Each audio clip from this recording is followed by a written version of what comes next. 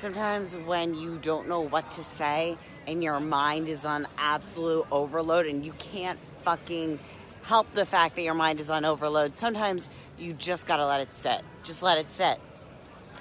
Hey, so I figured out another phrase for myself because a lot of the time I get really, really, really fired up and I get really, really happy.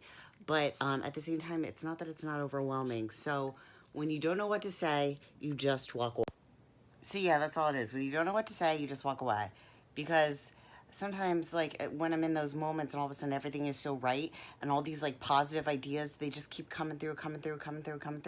It's almost like it's like the stars are falling. It's like the stars are, like, falling and there's so many of them and you want to catch them all at once because they're all so beautiful and you want to remember them. But your hands, they aren't, like, big enough to hold them. Does that make any sense?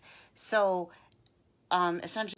And then you get worried because if you don't catch them all at once, then you're gonna like lose them or forget them or they're not gonna happen. But they are gonna happen. It's just a matter of time.